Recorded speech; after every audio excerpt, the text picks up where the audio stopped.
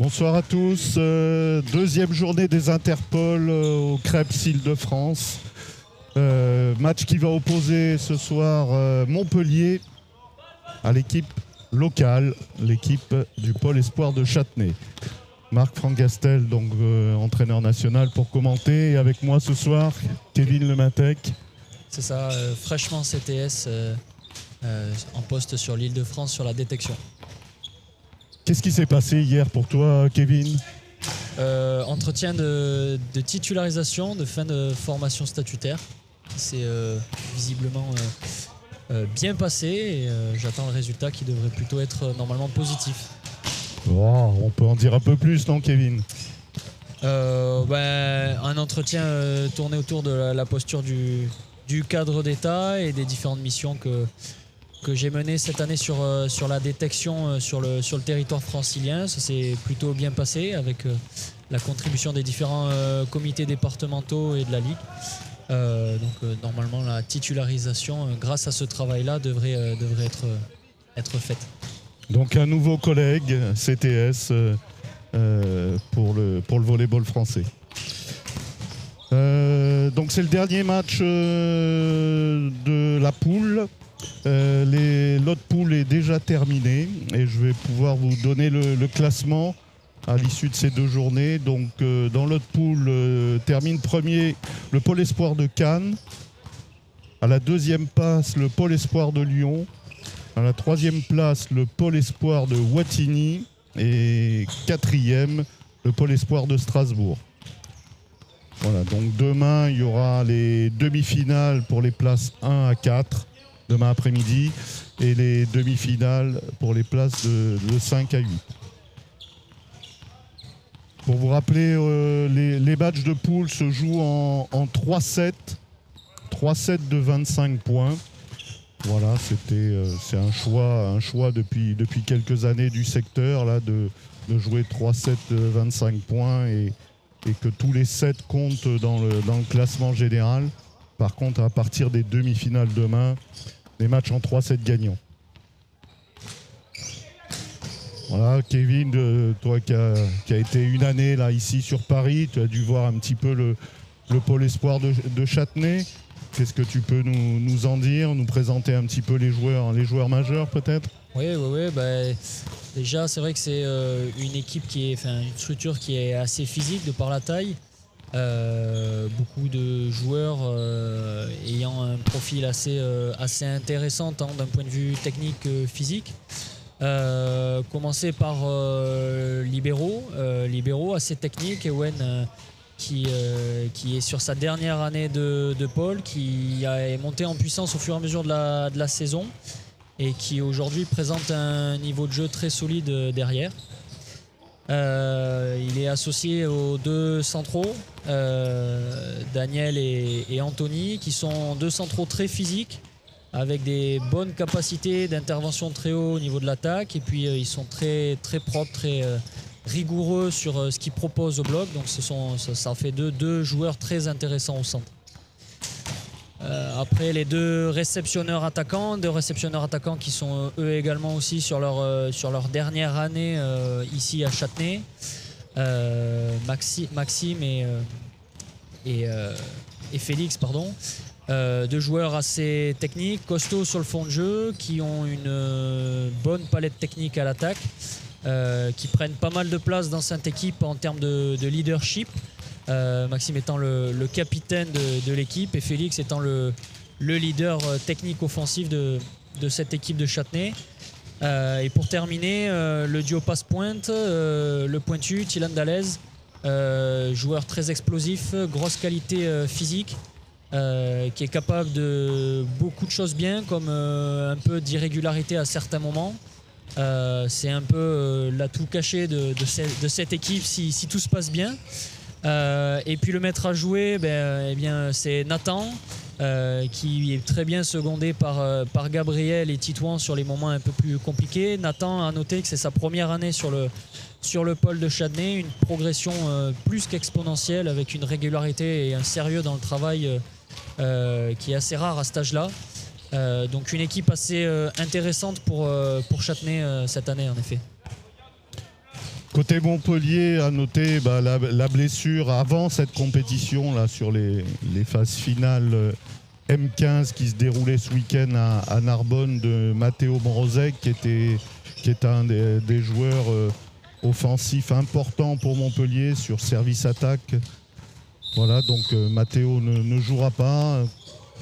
Après, les joueurs importants côté Montpellier, il y a offensivement bien sûr Viden Natsev qui est né en 2008 et qui est en pleine progression actuellement et qui est en général sur service attaque est très performant. Et après on va attendre un peu de voir la composition que va nous mettre en place Clément Arnaud, parce que c'est vrai que ça tourne souvent côté Montpellier avec un effectif assez dense, très jeune, mais avec beaucoup de joueurs capables de jouer les uns à la place des autres. Donc on va attendre la composition que va nous mettre Clément sur le terrain. À noter quand même que c'est les derniers Interpol pour Cédric Dubois qui va quitter le pôle de Châtenay après 6 ou 7 ans passés ici. 6 ans passés ici à Châtenay. Cédric qui va rejoindre sa Loire-Atlantique qui lui est chère puisqu'il va prendre un poste sur Nantes, en dehors du volleyball, mais un poste sur la direction départementale jeunesse et sport de Nantes. Donc voilà, l'équipe de Châtenay, sans surprise apparemment, hein, vraiment celle que tu as présentée, Kevin.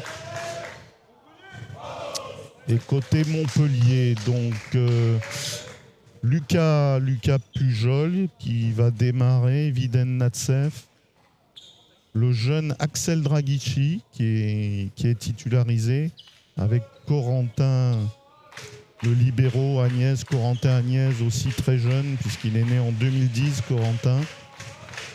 Au niveau du centre, Titouan Puig. Et aujourd'hui, le numéro 1, Vincent Nguyen. Donc en récep attaque, Vincent Nguyen et Lucas Pujol. Au centre, Ewen Rousier et Titouan Puig. Et en attaquant de pointe, Viden Natsev. Avec le jeune Axel Dragici à la passe. Axel, très jeune joueur. Petit joueur par la taille, mais très très bon passeur. Étonnant, très étonnant. En effet, très bon passeur. Ça va être, je pense, un match assez intéressant au niveau du duel. Deux équipes qui présentent pas mal d'expérience au vu des titres que les uns et les autres ont ramenés sur les différentes Coupes de France jeunes. Donc ça promet un beau match.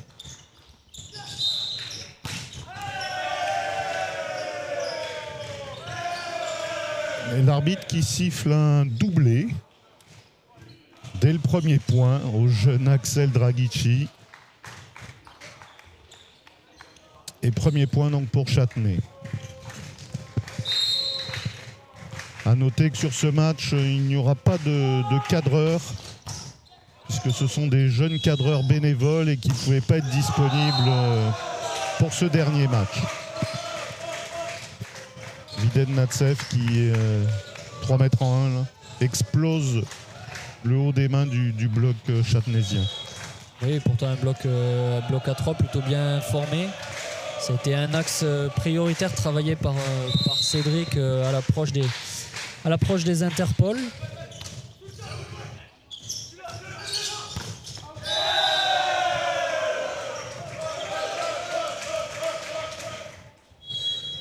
Félix Graille qui s'appuie souvent sur son attaque ligne, mais là, ouais, il a pris la mire. Donc 2-1 pour Montpellier.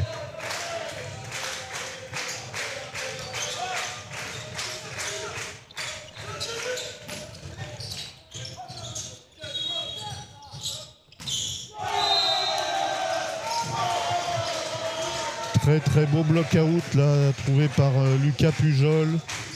C'est vrai qu'il ne peut pas rivaliser au niveau physique avec la hauteur d'intervention de Tilan Dalez. Mais là, il a très bien joué vers l'extérieur.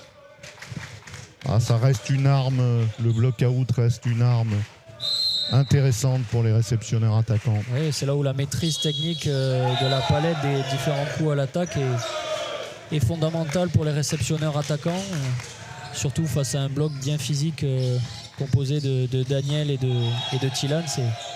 C'est fondamental de trouver des solutions et de ne pas s'empaler dans ce bloc qui prend de la place au filet. Service Anthony Richard Chapouilly, l'un des centraux de cette équipe de Châtenay.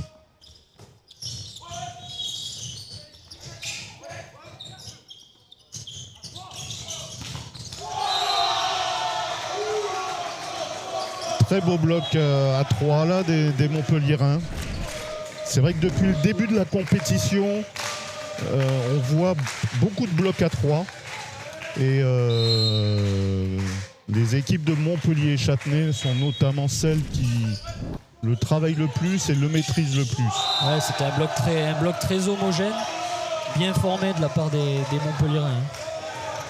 C'est vrai que le bloc A3 fait partie des orientations de travail du secteur masculin au niveau des pôles espoirs, et on voit que là, en tout cas ces deux pôles le travaillent beaucoup et bien, puisque c'est vraiment très bien réalisé. Très belle ligne trouvée là par le réceptionneur attaquant, franchement. Il passe dans un trou de souris. On voit vraiment là, les épaules rentrent à l'intérieur de la mire, et le joueur peut s'appuyer sur son épaule gauche. Très très belle attaque sur la ligne. Un très bon début de match des Montpelliérains. Ouais, qui mettent et qui imposent leur rythme. Oui, un rythme basé beaucoup sur le fond de jeu, beaucoup de défense, beaucoup de solutions à l'attaque. Même s'ils sont dominés physiquement par Châtenay, c'est des joueurs quand même assez techniques. Vous voyez Vincent Nguyen là qui venait de prendre une très belle ligne au poste 4 et là qui trouve une petite diagonale.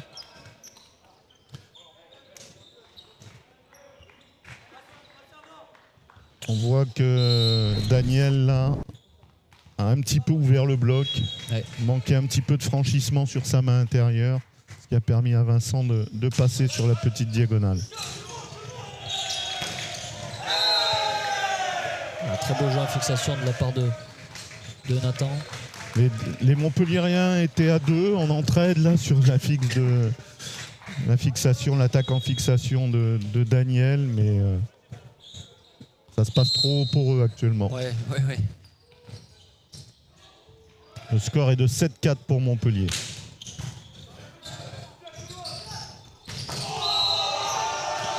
Quelle alternance chez Vincent là actuellement au poste 4 là. Ouais, franchement, deux très très belles lignes, une petite diagonale. Il récite. Et bien joué face au plus petit bloqueur côté châtenaisien là. Bien joué de la part du passeur Axel Draghici.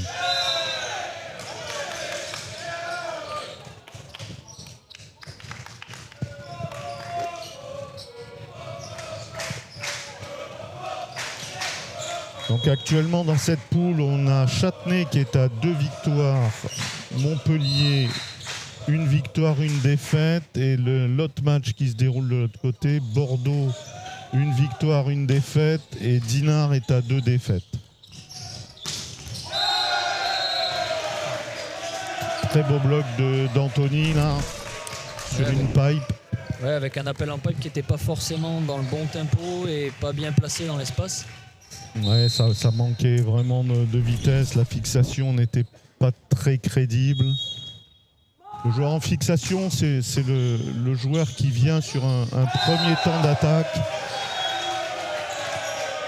pour essayer de fixer le bloc adverse.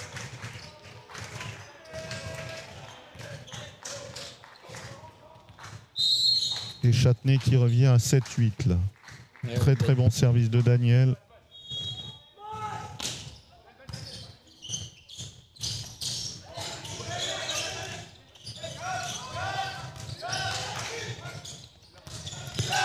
Alors on voit toute la domination athlétique de Châtenay là par rapport à Montpellier. Oui, c'est ce que je disais tout à l'heure sur les centraux. Ils ont vraiment une paire de centraux très physiques. et surtout très efficace sur les enchaînements à l'attaque et ils prennent de la place au bloc. Donc c'est des pièces maîtresses à jouer là pour Cédric et le pôle de Châtenay vraiment. Ballon bien freiné par Châtenay. Très belle attaque de Thilan qui est bien accélérée là. Tilan Dalaise là qui attaque au 3 mètres en 1. Attaque de gaucher là sur la diagonale. Très très belle attaque. Bien rentré dans son ballon. Tilad est un joueur très, il l'a dit tout à l'heure, très physique, surtout très haut. Ouais. Peut-être manquant un peu de puissance, mais en tout cas quand il rentre dans la balle comme ça lui permet quand même de développer de la puissance, puisque la puissance c'est de la vitesse et de la force. C'est ça, mais il arrive souvent. Mais lui c'est plus de la vitesse. Voilà, c'est ça. Il compense beaucoup en rentrant avec le corps d'un balle plutôt qu'avec une grosse épaule. On a vu une très très belle série de services matchés de Daniel, qui progresse vraiment beaucoup dans ce domaine-là. Ouais, ça a été un gros cycle de travail dernièrement avec Daniel. Travailler sur le service matché, sur la régularité de son lancer, sa capacité à se faire rentrer dans le terrain et puis finir en rentrant avec le ballon pour frapper fort. Et puis cette alternance service matché, service flottant qui est prédominante sur la formation des jeunes et qui est à mon sens fondamentale. C'est aussi une des directives de la filière d'essayer de toujours travailler sur cette alternance. On le voit à très haut niveau actuellement sur la VNL, où on a des serveurs comme Trevor Clevenot ou d'autres qui sont capables de servir tout aussi bien matché que flottant pour mettre en difficulté leur adversaire. Donc c'est très bien de voir cette alternance-là dès le plus jeune âge sur les polistes. Quand on parle d'alternance de frappe au service, c'est service matché flottant, service matché, mais aussi éventuellement changer sa zone de départ, changer bien sûr la zone que l'on cible dans le camp adverse, un service plutôt sur la ligne, plutôt sur la diagonale, mais aussi les services courts, les roulettes. Totalement. Donc voilà, c'est cette palette technique qui est intéressante. Et là, pour un central de 2,6 m, c'est quand même très intéressant de le voir être capable de servir ce matché flottant, de service matché. Donc c'est vraiment une progression très importante de la part de Daniel. Et Lucas Pujol qui trouve encore un beau block-out sur Tilan Dalaise. On voit que la main extérieure de Tilan là qui est un peu à l'extérieur du corps au départ et qui revient ensuite. Ouais, la main traîne un peu. Et donc ça permet à Lucas Pujol de jouer le block-out. Montpellier qui fait un petit peu trop de fautes au service actuellement. Leur jeu doit plutôt être basé sur la continuité, la défense. Voilà, puisqu'ils sont un petit peu moins physiques que Châtenay. Et là, ils sont en train de faire un petit peu trop de fautes au service.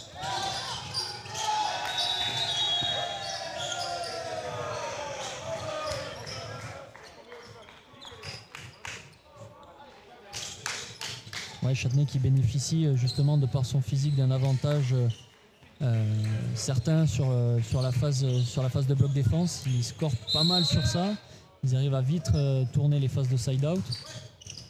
Donc ils sont devant pour l'instant au score.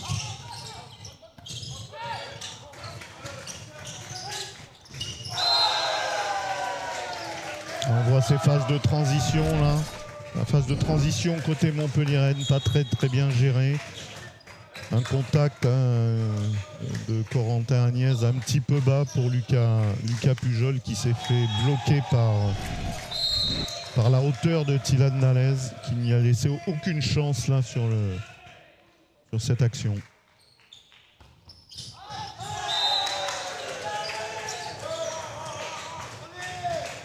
Faute de service côté Châtenay d'Anthony, ce qui permet à Montpellier de revenir à 12-13 dans ce premier set.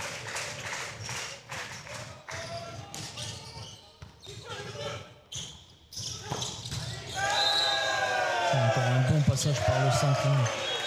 Une utilisation assez intelligente de la part de... On voit la tendue là qui est vraiment très bien jouée. la hauteur d'intervention de Daniel là. Même si peut-être il ne se projette pas suffisamment assez vers le poste 5, il peut mettre encore plus de puissance dans cette balle. Mais c'est quand même très intéressant. Ballon freiné, bien défendu par Tilan Dalez.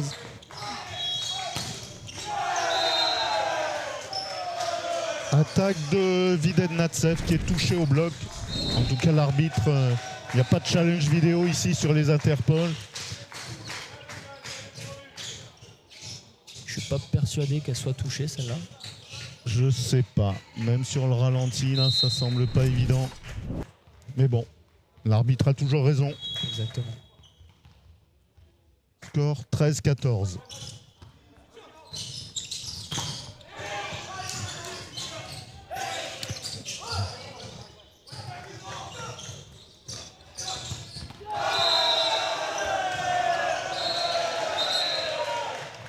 Faute de fil Faute de filet de Vidennatsev.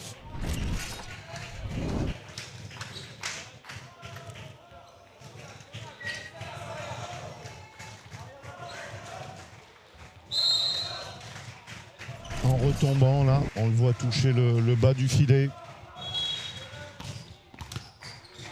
Un petit point sur les statistiques, Kevin là. Statistiques qui sont faites par Lucas Parsi. Je me posais la question de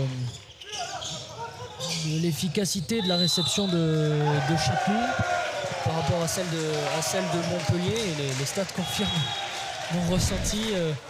Un peu plus en difficulté les Parisiens les Franciliens pardon, sur la réception que leurs homologues du Sud. Nouvelle faute de filet là, côté Montpelliérain.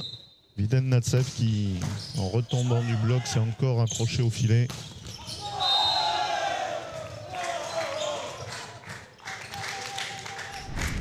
Belle pipe, là, côté Montpelliérain. De Lucas Pujol.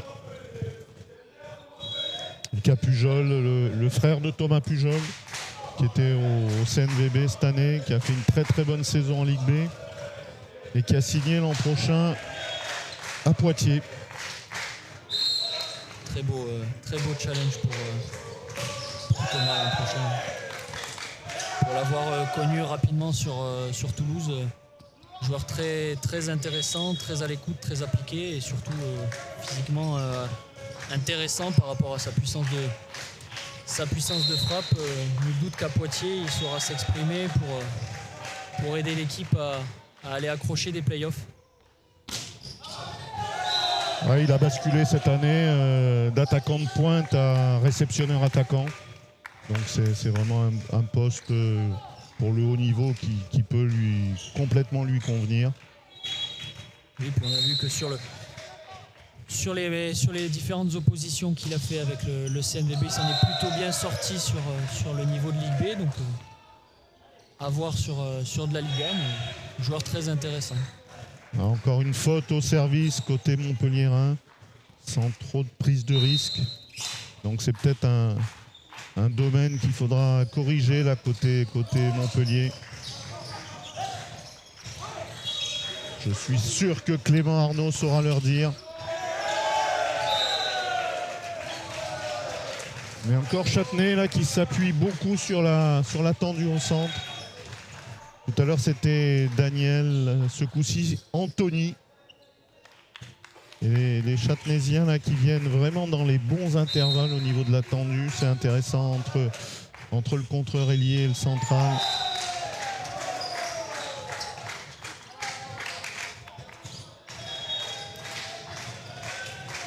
Le score 16-19. 16 pour Montpellier, 19 pour Châtenay.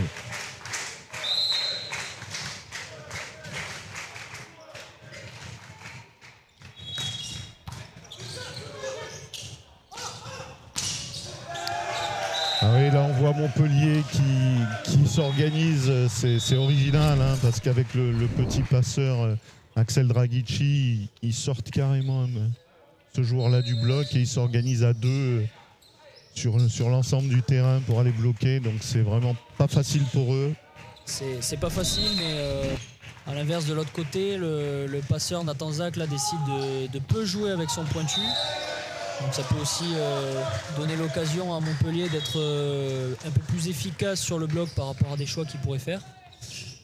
Voir si sur le second set et la fin de ce set, certaines modifications sur le plan de jeu vont être apportées. Parce que c'est vrai que Tylan Dales pour l'instant touche peu de ballons à l'attaque. Les centraux et les récepts attaques sont beaucoup plus desservis. C'est vrai que Tylan n'a eu que 3 ballons à l'attaque sur ce premier set. Alors que sur les matchs précédents, il était beaucoup plus utilisé. Rentrée de Titou Angroc sur le service. Très bon serveur. Passeur mais aussi très bon serveur.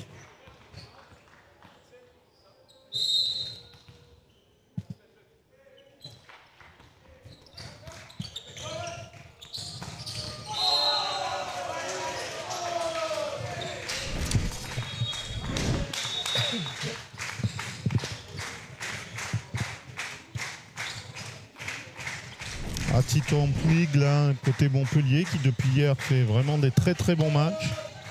Toujours très efficace à l'attaque. Alors que c'est pas un central de très grande taille. Mais toujours beaucoup de vitesse. Beaucoup d'angle. Ah, vous voyez, on venait de dire que Tylan était peu utilisé. Là, on se rapproche de la fin du set. Et il est possible que le passeur le sollicite un petit peu plus. Le score est de 22-18 pour Châtenay. Clément Arnaud demande un temps mort pour essayer de recadrer un petit peu des choses. Donc les résultats aujourd'hui, Lyon a battu Wattignies 3-0. Cannes a battu Strasbourg 3-0. Châtenay a battu Bordeaux 2-1. Montpellier a battu Dinard 3-0. Et il m'en manque...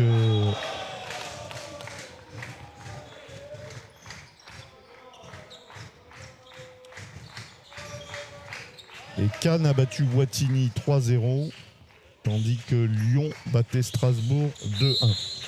Voilà les résultats de la journée pour l'instant. Service Tylan Dales qui pour l'instant ne lâche pas ses services.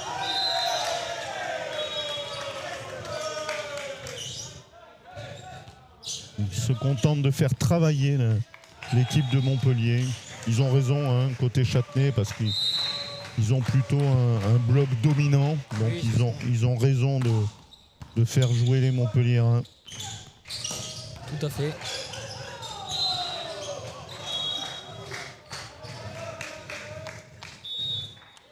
Encore un point sur la ligne, là, côté Montpellier. Une attaque moins puissante.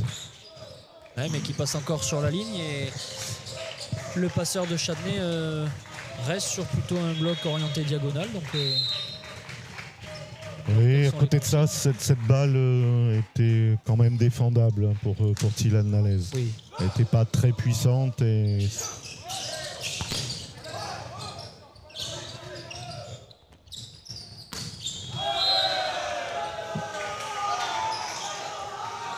L'attaque ligne au 3 mètres en 1 Tylan Dales, beaucoup trop longue.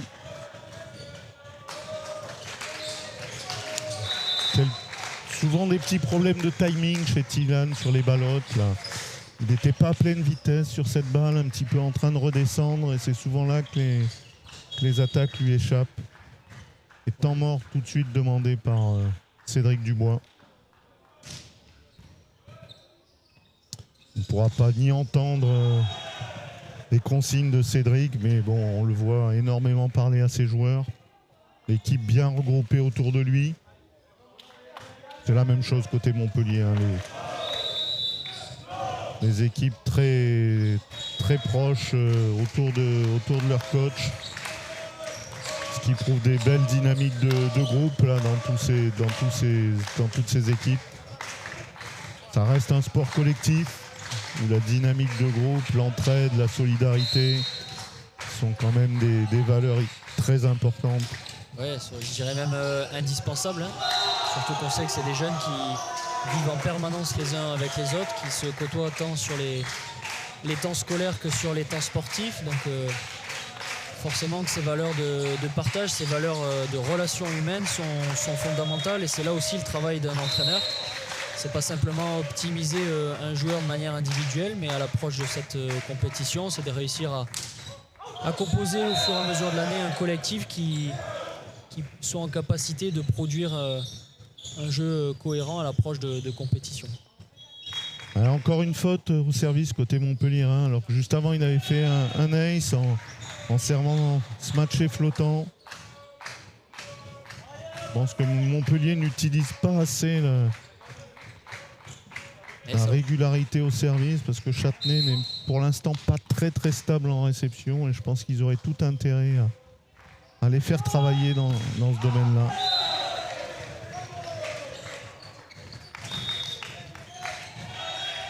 Le score est de 22-24, donc balle de 7 pour Châtenay. Ouais, les Montpelliérains ont réussi déjà à en sauver une grâce à la faute de service de Félix.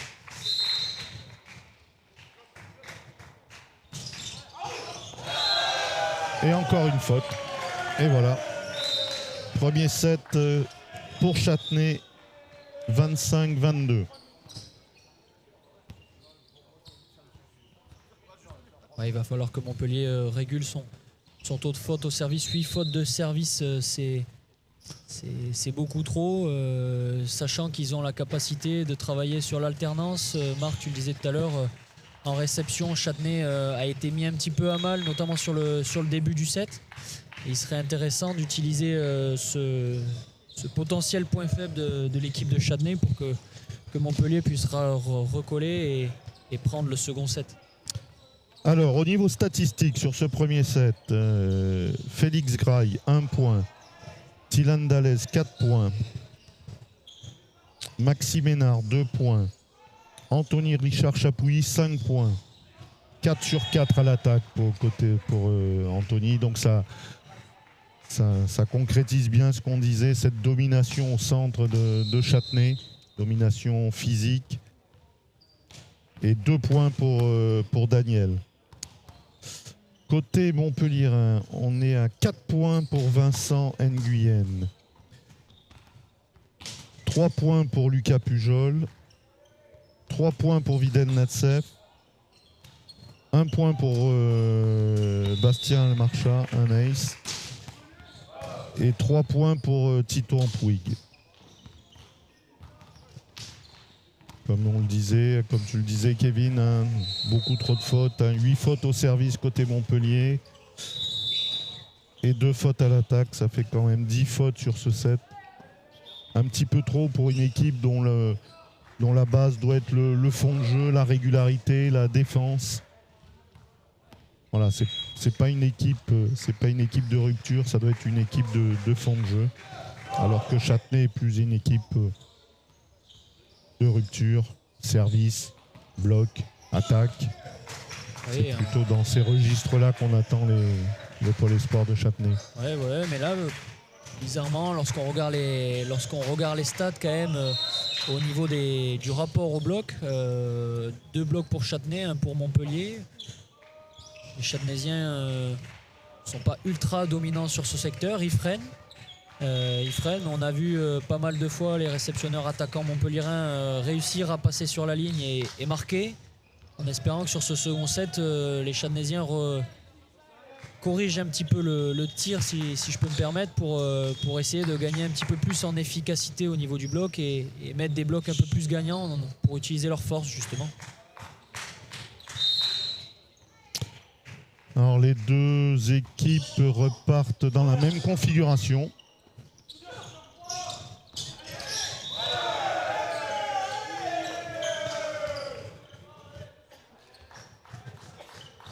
Et encore une faute de filet côté Montpellier là, sur cette recherche de bloc à 3. Ah, trop de fautes directes côté Montpellier. Pour l'instant.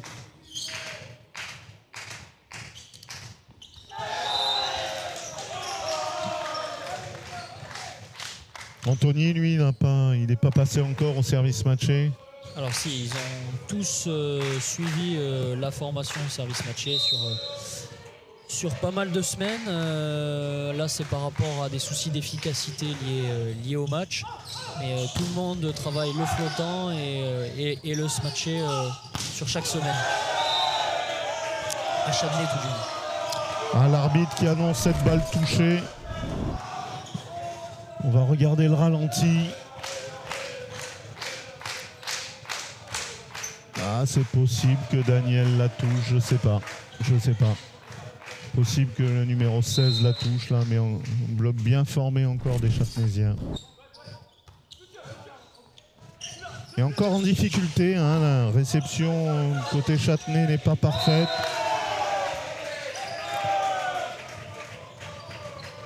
Et encore une fois, les centraux qui sont à la conclusion. Là, Daniel a fait la loi au filet. Beaucoup plus physique que Titouan. Puig de l'autre côté.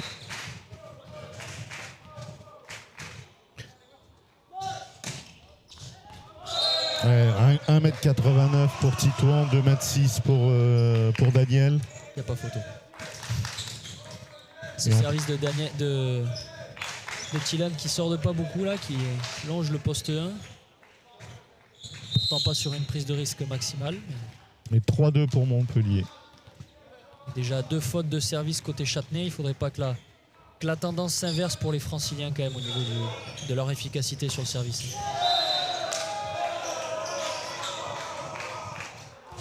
Daniel qui attaque dans le filet là, qui recherche peut-être à trop piquer. La balle manque peut-être de hauteur pour lui. Ouais, sûrement de hauteur. C'est malheureusement une tendance qu'a parfois Nathan à jouer un peu bas avec ses centraux et notamment avec Richard et Daniel qui eux ont besoin d'un peu plus de volume au niveau des passes que les deux autres centraux du pôle de Châtenay.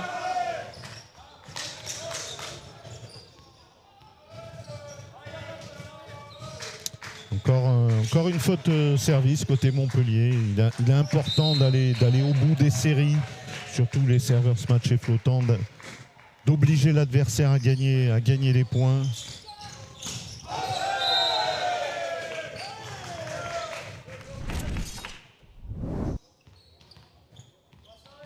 Attaque dehors de Viden Natsev. À 1 contre 1, pourtant très bien démarqué par Axel.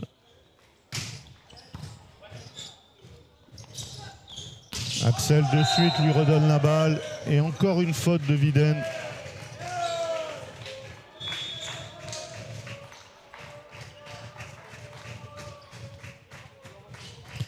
C'est vrai que Montpellier change beaucoup de configuration d'équipe depuis hier. Les joueurs jouent un coup en pointe, un coup réceptionneur attaquant. Ewen Rousier joue au centre là, mais il a aussi joué en pointe. Donc c'est peut-être difficile de trouver de la stabilité, de la régularité pour eux. Là on a vu une très belle entraide du numéro 12, Maxime Ménard, là, qui vient bloquer le central.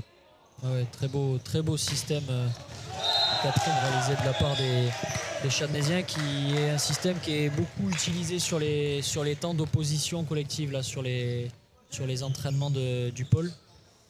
Beaucoup de travail de système, beaucoup de travail en lecture également, pour essayer de rendre les joueurs le plus autonomes possible sur les temps de jeu, pour s'adapter à ce qu'ils observent et puis répondre de manière efficace. Très bien fait. Là, c'était très bien joué de la part de Maxime, puisque Viden Natsev au poste 2 venait de faire 2 fautes directes. Donc il a un petit peu oublié cet attaquant. Il s'est recentré pour aider ses autres partenaires et vraiment très intelligemment joué.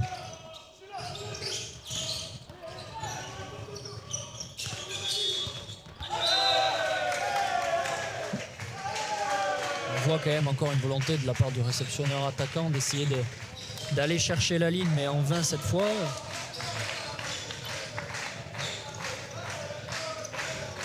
Il y a eu 2 changements côté Montpellier. Alors je ne sais pas si ça sera un double changement, mais en tout cas entrée de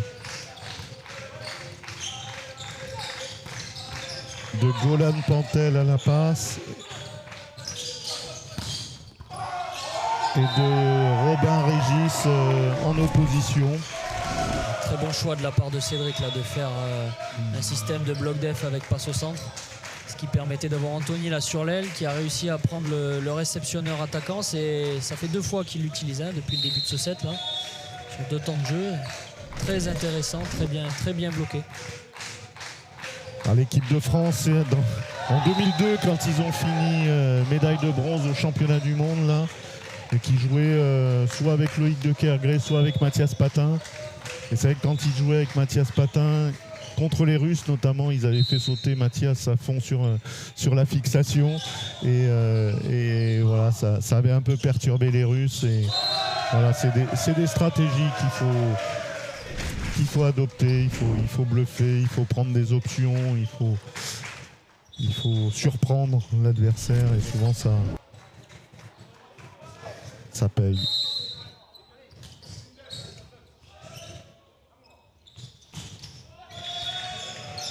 Très bien servi là, de la part de Nathan, ouais, bien sur la défense.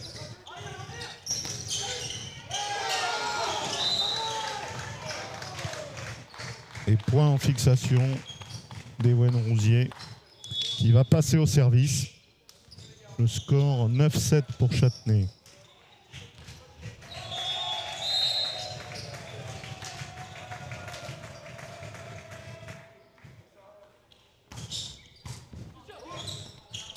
Encore la réception châtenaisienne qui est en difficulté. Sur un service qui ne semblait pas très fort. La balle est touchée bien sûr par le bloc. Et point pour Montpellier. Attaque dans le haut des mains de Lucas Pujol. Oui, on voit Maxime Hénard qui touche cette balle avec sa main gauche.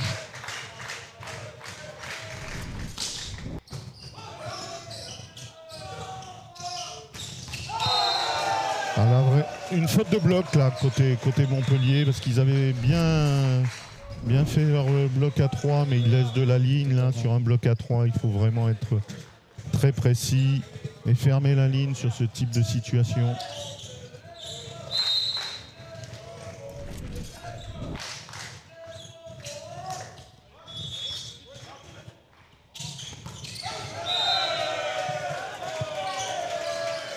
Attaque dehors de Titon Puig, balle là aussi un petit peu basse. On voit aussi une course d'élan qui est trop parallèle au filet. Et ce qui limite énormément les angles pour Titouan. C'est dommage. Maxime avait très bien tenté le coup de jouer sur l'alternance au service flottant se matcher. Il a un très bon service matché qui tombe vite, qui est lourd. C'est dommage que ça passe pas cette fois-ci. Tu dis un service lourd, Kevin, parce que tu te mets en réception des fois quand il serve. Ça pèse. Non, mais il a une très bonne capacité pour appuyer fort sur le ballon. C'est un ballon qui arrive vite, qui a de la puissance.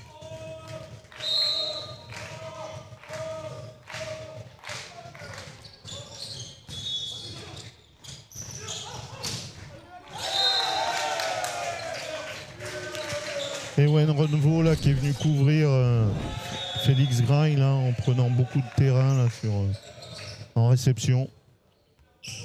Alors qu'on voit que le bloc montpelliérain n'est pas là sur cette phase de jeu.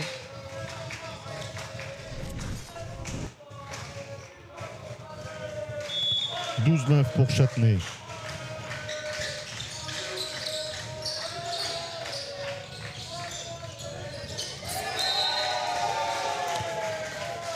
Très bien joué de la part de Maxime là, cette adaptation sur une passe en pipe qui n'est pas forcément optimale pour lui. Il arrive à la jouer de manière intelligente. C'est un souci quand même à souligner sur cette équipe de Châtenay, la liaison passeur-piper qui a été beaucoup travaillée dernièrement avec pour l'instant pas assez d'efficacité. Heureusement qu'on a des attaquants qui sont capables de s'adapter sur des situations minimales. Tu peux nous dire, Kevin, là, ce qu'est la pipe? La pipe, c'est l'attaque du réceptionneur attaquant qui enchaîne sur le poste 6. L'idée étant, sur cette attaque en pipe, c'est de réussir à la synchroniser avec l'appel du central pour justement que le piper réussisse à surgir un petit peu juste derrière le central sur des appels entendus comme on a eu juste avant pour créer la surprise et essayer de taper dans les grandes diagonales 5-1.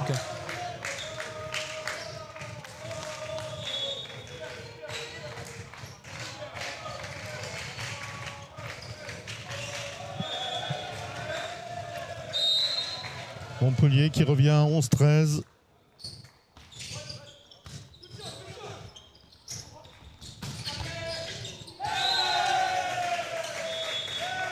Félix Graille là sur la grande diagonale en puissance. Corentin Agnès n'arrive pas à défendre ce ballon. À noter quand même que Félix Graille est né en 2006 et Corentin en 2010. Donc il y a quand même 4 ans d'écart entre les deux joueurs. Il y a un petit gap en effet.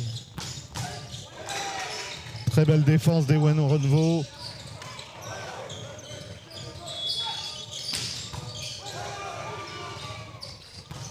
Ah, le jeu au centre, franchement, à Châtenay, qui est très propre. Hein.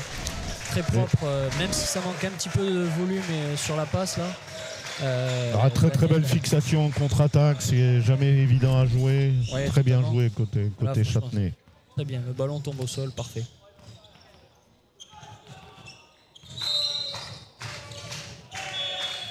Côté Montpellier, Vided Natsef est re-rentré.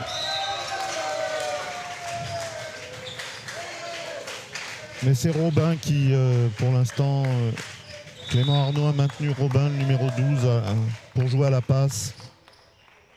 Et temps mort demandé par Clément Arnaud. 16-11 pour Châtenay.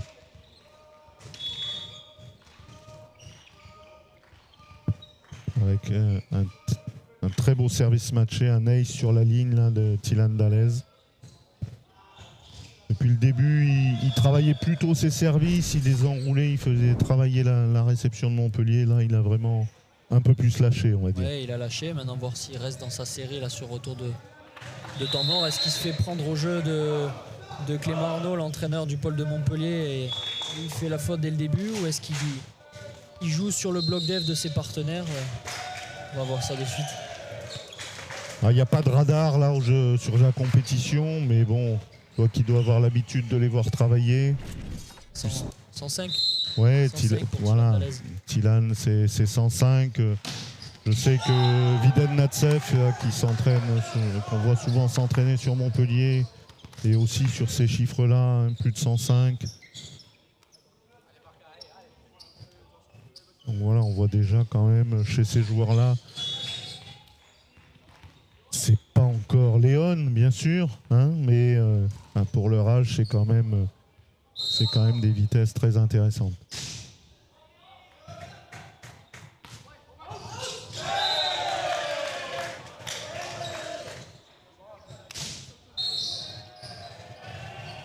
Je me rappelle, il y a une 10-12 ans, là, quand on a acheté le premier radar au CNVB, quand les joueurs sortaient, qu'ils atteignaient les 100 km/h, on était contents. On trouvait que c'était un bon gap. Aujourd'hui, la plupart, quand ils rentrent, ils sont déjà à plus de 100 km/h.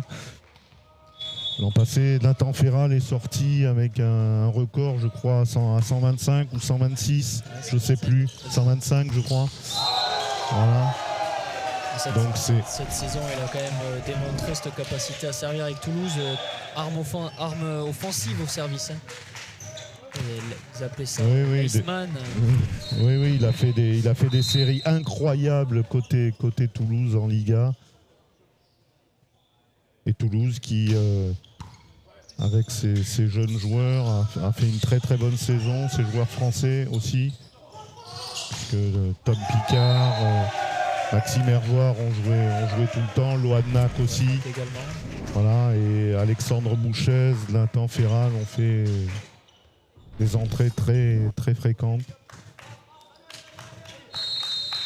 Et Toulouse qui a également gagné cette année le championnat élite CFC.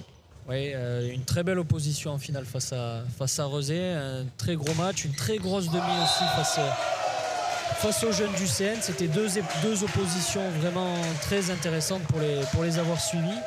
Et puis une équipe d'élite avenir au niveau de Toulouse là, qui était assez homogène et assez structurée pour viser un titre. C'est ça. Ouais, tous les entraîneurs présents là, tous les entraîneurs CFC que j'ai rencontrés m'ont dit que c'était encore une compétition vraiment très très intéressante, qui était encore montée en densité par rapport à l'année précédente. Ce n'est que la deuxième année que ce championnat existe et c'est vraiment une grande réussite. Bien sûr, chaque année on essaie de faire évoluer quelques petites choses, hein. On en rediscutera prochainement avec les collègues entraîneurs de CFC. Mais c'est vraiment une très très belle compétition qui donne du temps de jeu à un niveau très intéressant pour les jeunes joueurs français. Et j'espère que ça va continuer à faire monter le niveau de nos joueurs français, le niveau de notre équipe nationale. Parce que peut-être qu'il faudra renouveler un petit peu à un moment les joueurs de l'équipe de France qui sont en pleine VNL actuellement. Ils ont gagné 3 matchs sur le premier tournoi en Turquie, une défaite contre la Slovénie. Ouais, en faisant bien tourner en plus leur collectif, donc c'est plutôt intéressant pour rentrer dans cette compétition, que chaque joueur ait du temps de jeu, se sente utile à l'équipe pour lancer cette compétition au mieux.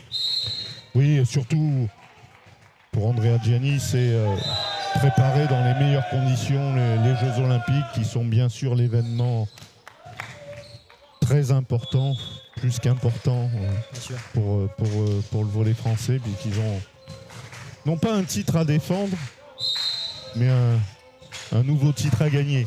Exactement.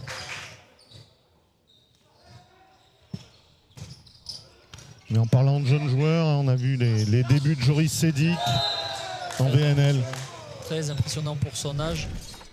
Sa capacité tant sur le bloc, à l'attaque qu'au service à sortir des actions dignes d'un joueur habitué de ces grands moments-là face à de belles nations.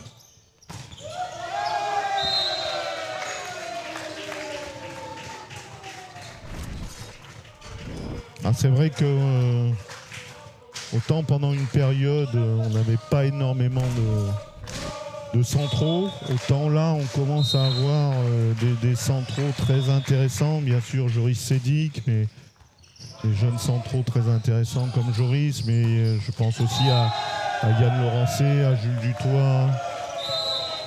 Là on voit des joueurs comme Daniel et Anthony. Donc c'est vraiment, il se passe quelque chose en tout cas au niveau des centraux. Et deuxième set remporté par Châtenay. Donc Châtenay qui mène 2-7-0 et qui va donc finir premier de cette poule avec 3 victoires. On va voir si Cédric Dubois fait tourner un petit peu sur ce 3e set. Je pense, hein, au vu de la physionomie des autres matchs qui ont précédé, il devrait effectuer quelques changements, notamment au niveau des passeurs et des centraux. Potentiellement faire rentrer Ethan sur un poste de pointu pour soulager Tilan, qui a beaucoup joué depuis le début de la compétition, en vue de préparer plus sereinement et de mettre au repos Tilan à l'approche de la demi-finale de demain. Allez, ta petite compo là, côté Châtenay pour ce 3e set. Moi j'aimerais bien faire jouer ceux qui ont peu joué pour l'instant, donc je mettrai Gabriel Cissé à la passe, jeune passeur de 2009 qui est très intéressant, première année au pôle, avec Ethan peut-être à la pointe, et puis en 4 je laisserai Félix et je mettrai Meviala, qui pour l'instant on a peu vu sur les autres oppositions, et puis offrir aussi du temps de jeu à Alpha qui démérite pas franchement dans le travail qu'il met chaque semaine, avec Johan Brion sur le centre, et puis et Wen sur le poste de libéraux. On va voir, Kevin, si tu connais bien cette équipe de Châtenay, si tu connais bien Cédric, voir ce qu'il va nous composer comme équipe pour ce 3e set. Sachant qu'il est sûr aujourd'hui, enfin actuellement, mais il est sûr de terminer à la première place. Donc la semaine prochaine démarrent les stages des équipes de France Jeunes. Sur Montpellier, il y aura la semaine prochaine les U18 qui démarreront leur préparation pour les championnats d'Europe. Championnats d'Europe qui se dérouleront au mois de juillet pour eux en Bulgarie. Il y aura également un camp d'entraînement pour des U16, U17. C'est ça. Qui seront gérés par Philippe Salvant. Puis je crois que tu y participes à ce travail. C'est ça, avec Clément Arnaud également. Les U22 commenceront une semaine plus tard, le samedi 8 juin, eux aussi en préparation des championnats d'Europe qui se dérouleront aux Pays-Bas au mois de juillet. Les U20 commenceront beaucoup plus tard puisque leur championnat d'Europe se déroule en Serbie à la fin du mois d'août.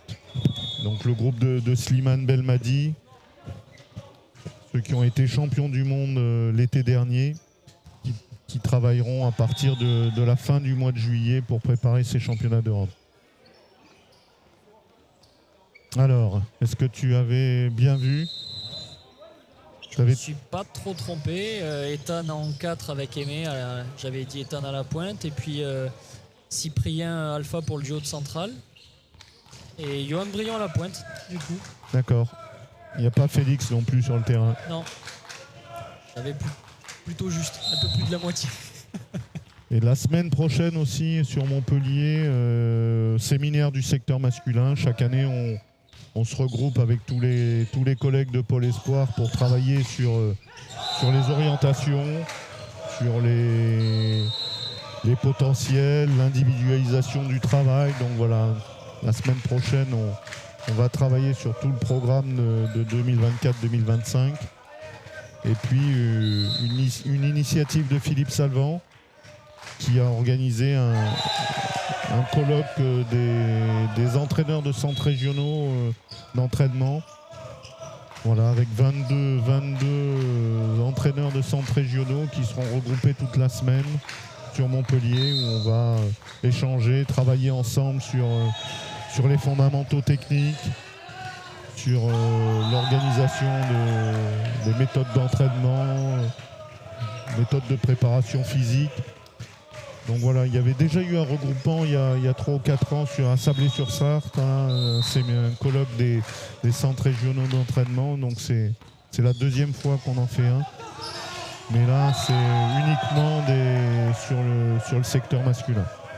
Ouais, c'est un temps, à mon sens, très intéressant pour les entraîneurs des CRE des différentes régions. Il faut pas oublier quand même que c'est eux les premiers acteurs de la détection, de la formation au niveau régional. Ils travaillent en partenariat avec l'ensemble des comités. Et qu'en ce sens, il faut qu'on soit en capacité, pas parler d'une voix, mais de penser de la même manière en prenant en compte les différentes problématiques qu'il y a sur les territoires, mais de travailler en tout cas ensemble à un projet commun pour essayer de développer au mieux le volley français et nos jeunes français pour l'avenir.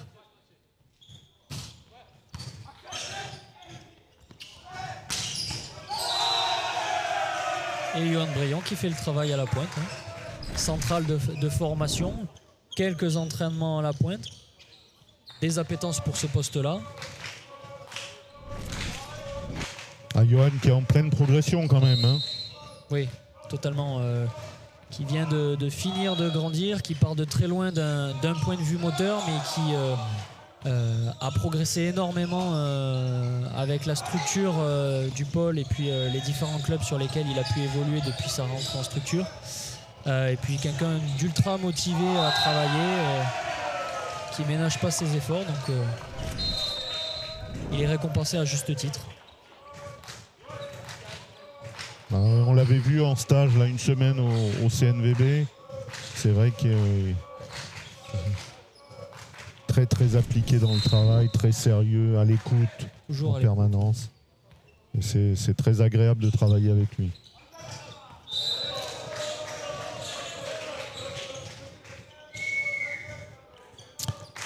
Alors côté Montpellier, Clément Arnaud a remis Axel Dragici à la passe. Il a fait rentrer Talmé Chouassi sur le poste de réceptionneur attaquant. Il a fait rentrer également Jules Brun, né en 2010.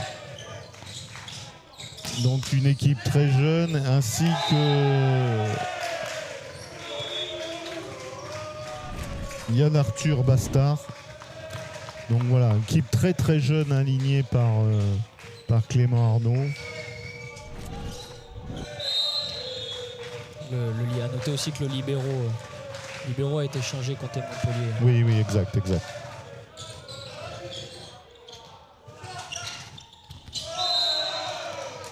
C'est dommage. Là. Châtenay qui mène 6-4. Kevin, tu peux voir le score de l'autre côté ou pas? Sur l'autre terrain, là, match Dinard-Bordeaux. J'arrive pas à voir le score. Pareillement.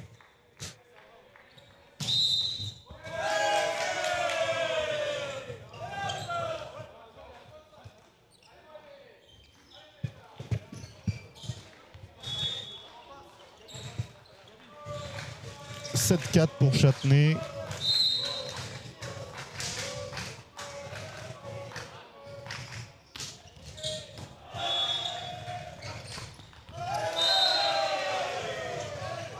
À noter qu'on a là sur le terrain quand même beaucoup de jeunes qui feront partie du camp d'entraînement U16 de cet été, en juin, dès la semaine prochaine. Le passeur Gabriel Cissé de Châtenay. Marc, tu m'aideras sur les noms des Montpelliérains. Il me semble qu'il y a le numéro 3, le passeur. Oui, Axel Dragici fait partie, je crois, du groupe, du camp d'entraînement. Le numéro 15 également. Numéro 15, Yann Arthur Bastard aussi. Je sais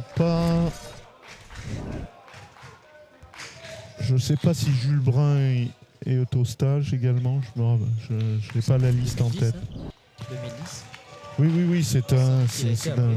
2010. Talmé Chouassi doit être aussi au stage, le numéro 11.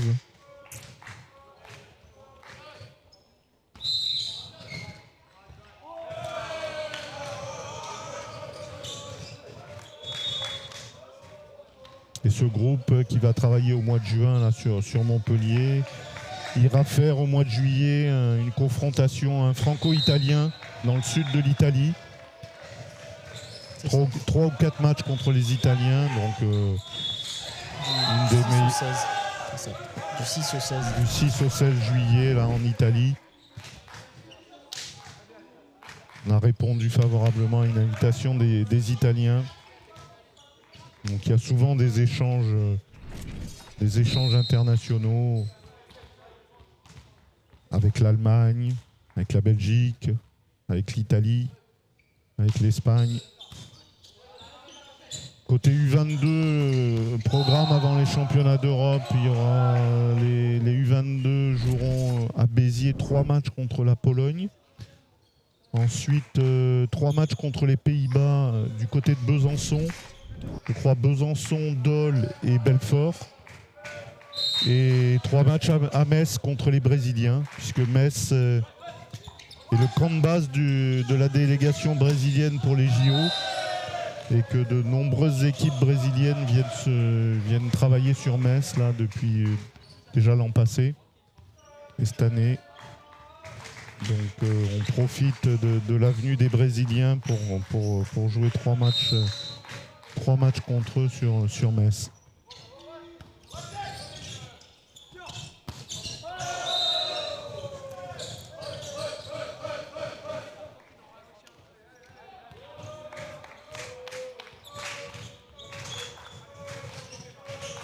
Alors, au niveau statistique, tu peux nous donner les meilleurs marqueurs là, pour l'instant de ce match? Alors, là pour l'instant, je regardais les statistiques de Johan Brion là, de Châtenay sur le poste de pointu qui est à 100% puisqu'il fait 2 points. Sinon au niveau des meilleurs marqueurs sur Châtenay, c'est le central Anthony Richard Chapouilly qui est à 6 points, 100% de moyenne de kill. Et sur le pôle de Montpellier, pardon, c'est le numéro 1, Vincent Nguyen, qui est à 57% lui à l'attaque avec 7 points marqués.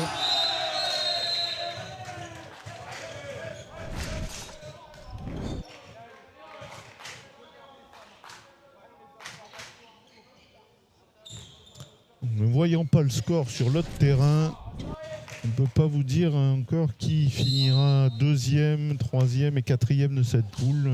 On sait simplement que Châtenay sera premier. Donc demain, il y aura une demi-finale demain après-midi entre Lyon et Châtenay.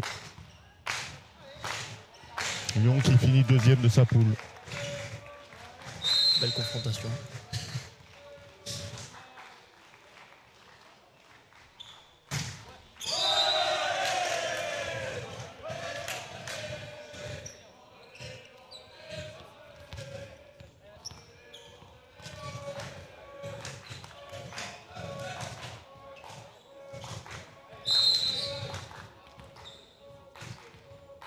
C'est le 2e match de la journée pour les 2 équipes. Donc ça fera 6-7 de jouer aujourd'hui. Bon franchissement de la part de Cyprien sur cette superbe équerre. Comme ils disent, Monster Block, Monster Block. Exactement.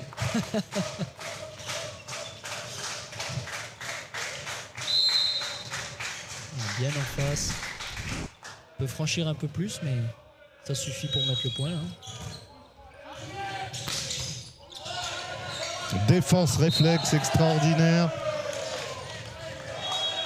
Mais mauvais 2e contact. Ah, l'importance de ces 2e contacts. Surtout sur ces ballons qui montent très haut, qui sont difficiles à gérer. Il faut être vraiment très très bien placé pour faire une passe, sinon favoriser la manchette.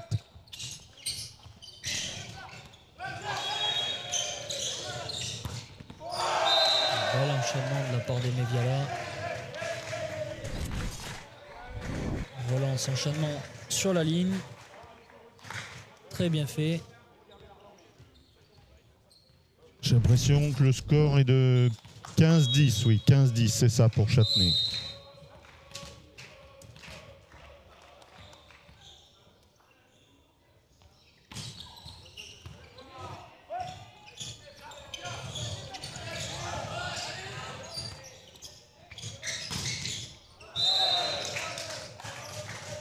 Et boîte aux lettres trouvée par le numéro 15. Manque de franchissement là côté Châtenay, ce qui permet à l'attaquant de passer un peu en vitesse. Un boîte aux lettres, c'est quand la balle retombe le long du filet, qu'elle a été touchée au bloc, qu'elle retombe le long du filet du côté des contreurs.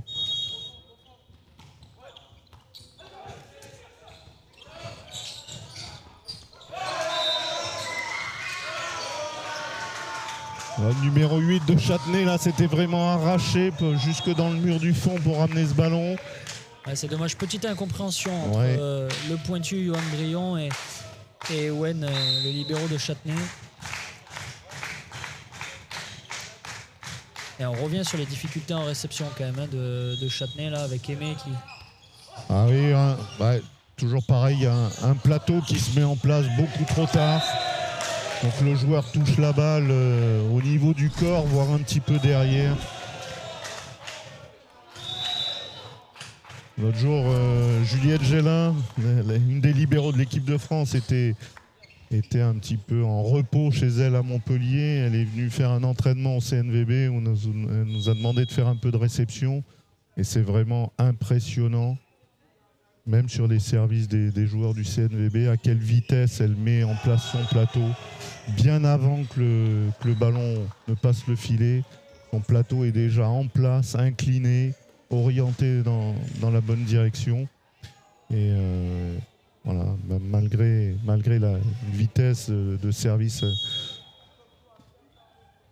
importante des joueurs du CNVB, Juliette, elle a pas bronché en réception, donc ça a vraiment marqué les joueurs du CNVB qui étaient présents ce jour-là. Et c'est le premier truc qu'ils ont remarqué en disant qu'est-ce que son plateau est en plasto. Donc c'est vraiment quelque chose sur lequel il faut insister dans la formation. Plateau en plasto, bien incliné.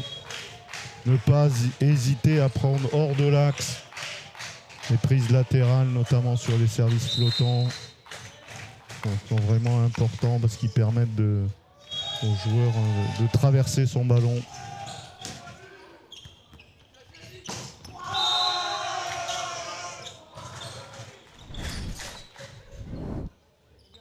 Allez, Montpelliérains s'amusent, là, les jeunes Montpelliérains, ils s'amusent, ils tentent des choses.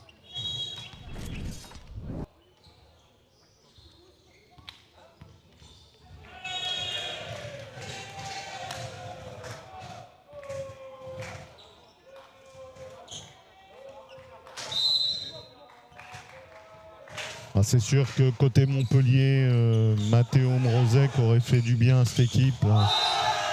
Ouais, mais cette dernière minute, c'est dommage pour lui. L'entraîneur comptait beaucoup sur lui sur ses interpoles. Ça laisse la place à d'autres pour s'exprimer.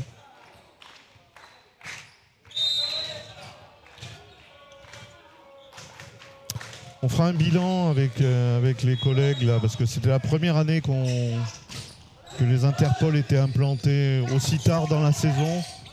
Habituellement, c'était des interpoles intermédiaires nord et sud au mois de décembre et des interpoles au mois d'avril. Et là, le secteur avait fait le choix de mettre des interpoles fin janvier, début février, interpole nord et sud fin janvier, début février et ces interpoles fin mai. On fera le bilan, voir si c'est plutôt positif ou plutôt problématique. C'est vrai qu'au mois de décembre, on avait souvent des actions des équipes nationales jeunes et donc des joueurs étaient absents des interpoles nord et sud. Et au mois d'avril aussi, souvent des tournois de qualification pour des championnats d'Europe, avec aussi des joueurs et des entraîneurs qui rataient ces compétitions. Donc c'est pour ça que on avait essayé de proposer ces changements. On verra demain matin lors de notre réunion, on fera un bilan, voir un petit peu si c'est positif ou pas. Et Montpellier qui revient à 16-17 et Cédric Dubois qui est obligé de demander un temps mort.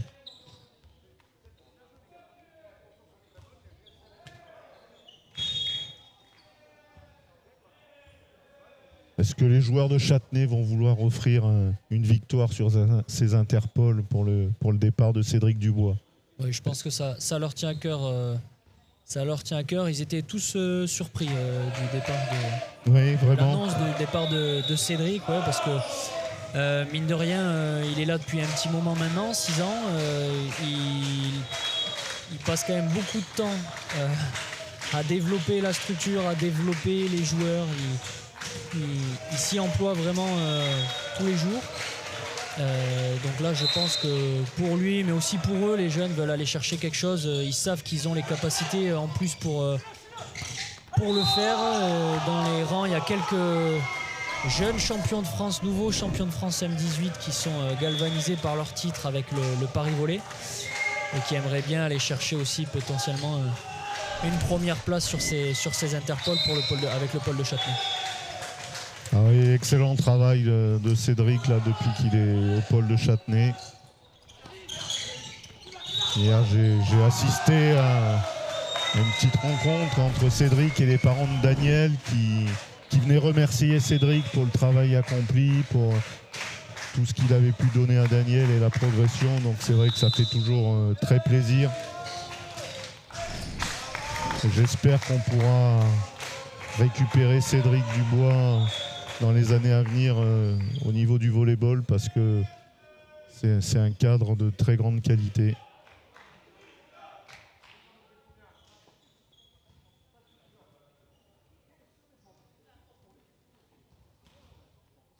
Et 18-17 pour Montpellier qui est passé devant. Et deuxième temps mort demandé par Cédric Dubois.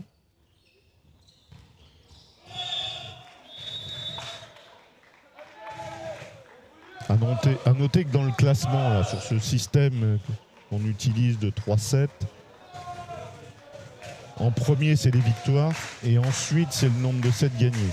Donc en cas d'égalité de victoires, c'est le nombre de sets gagnés.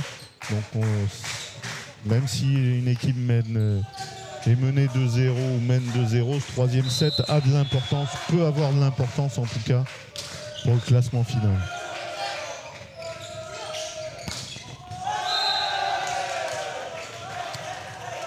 Très belle attaque ligne de poste 4.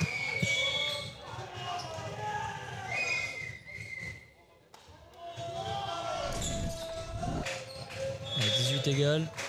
Cyprien au service.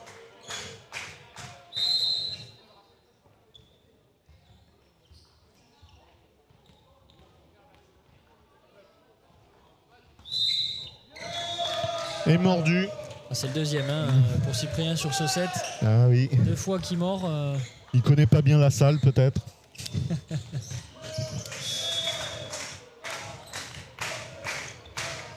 Changement à la passe, entrée de Tito Angrot sur Gabriel Cissé. Joueur avec un peu plus d'expérience. Là c'est faute directe. Combien d'heures d'entraînement par semaine là, les joueurs au Pôle Espoir? C'est quoi leur semaine type à Châtenay?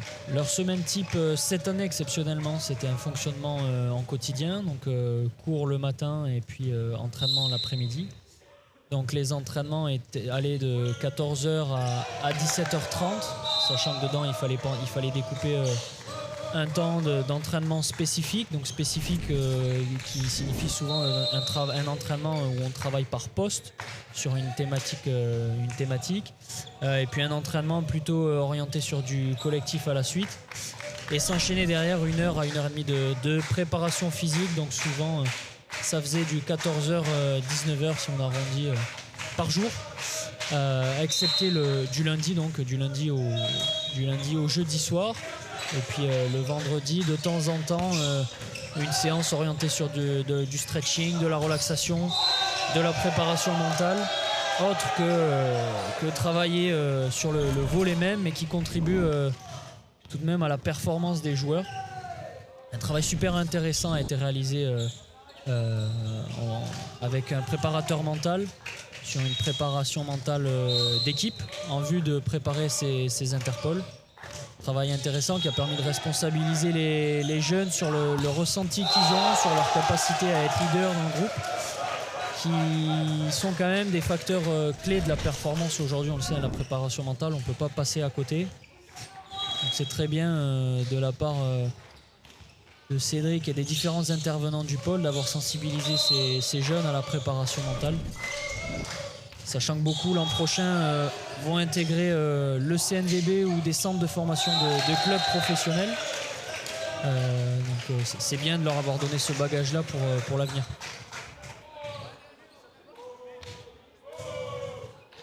Et l'an prochain, j'ai cru comprendre que c'était le lycée qui venait dans le Krebs et que les jeunes n'auront plus à sortir et aller au lycée. C'est les enseignants qui viendront au Krebs pour donner des cours.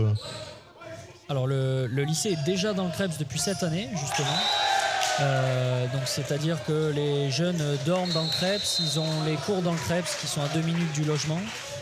La restauration se fait également dans le Krebs ainsi que les entraînements. Donc tout ce qui est service sportif, service scolaire et service médical, puisqu'il y a un pôle médical à l'intérieur du Krebs. Tout se fait à l'intérieur du Krebs. Les jeunes ne sortent pas de la structure, tout est à 2 à 3 minutes à pied. C'est très proche, c'est très pratique pour nous aussi, mais aussi pour les jeunes. Ça évite d'avoir des déplacements à faire entre les établissements scolaires et la structure d'entraînement. Donc c'est un endroit optimal pour les jeunes, très sincère, pour être très sincère. Le Krebs très bien organisé sur l'Île-de-France. 23-21 pour Châtenay.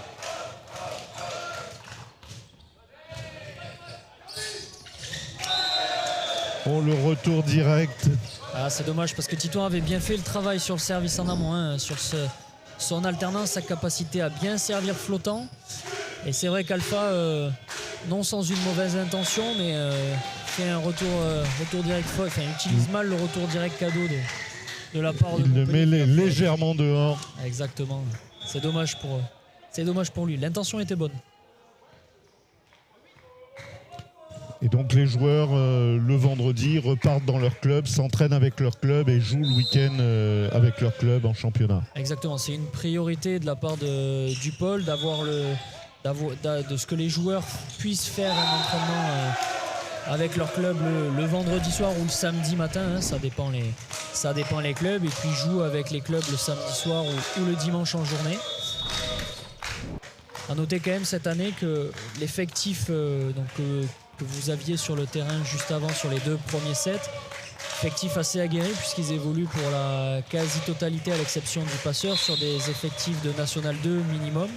Certains sont sur des collectifs d'élite à venir, donc le championnat des CFC. Donc tous les week-ends, un niveau d'opposition. Et victoire de Châtenay qui l'emporte 25-22 avec un doublé sifflé par l'arbitre sur ce dernier point.